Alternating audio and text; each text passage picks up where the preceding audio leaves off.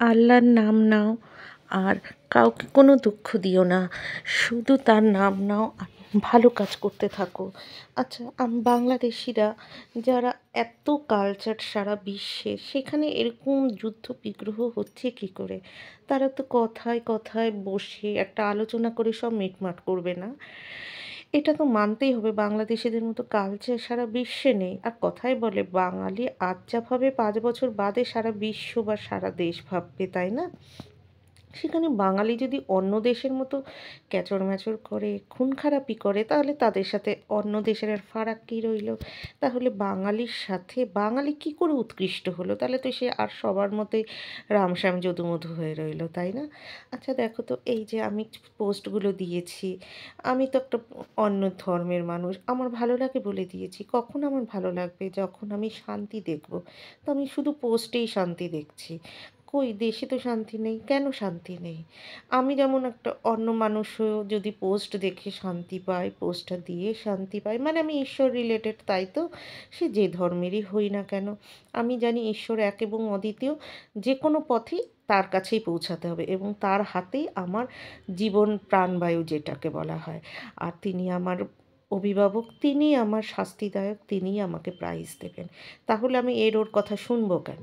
তাহলে যদি আমি এর ওর কথা নাই শুনি, শুনবো না, তাহলে আমি খারাপ কাজ করব কেন? তাহলে আমার দেশে যুদ্ধ-বিগ্রহ হবে কেন? আমার দেশে যখন আমার লোকই বেশি, আমি করব কেন? অন্যে বলে বলুক।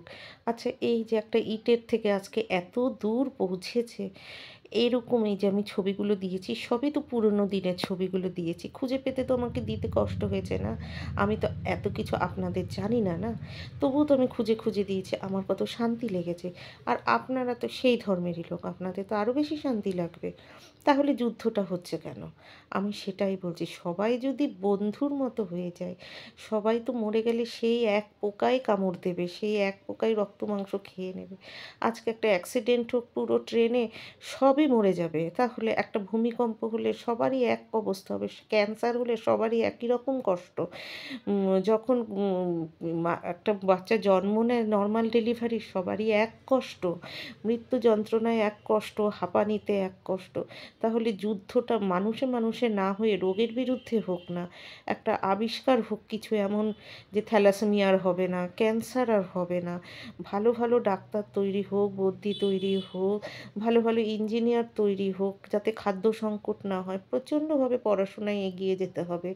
নাহলে তৈরি হবে কী করে? গায়ে গতরে মানুষের জোর তৈরি হোক, সেই জোরটা রক্তারক্তিতে না, সেই জোরটা হোক আরও বেশি শস্য পালনে, আরও বেশি সাবস্টিটিউট খাবার তৈরি হোক, যাতে, যেটা এত দাম যে বেদানাটা কিনতে পারছে না, বেদানারই পরিপূরক খাবার যে একই ফুড ভ্যালু আছে, সেটা কোন খাবারে, সেটা তৈরি হোক। সেগুলিতে বুদ্ধি বিবেচনাটা খাটাক।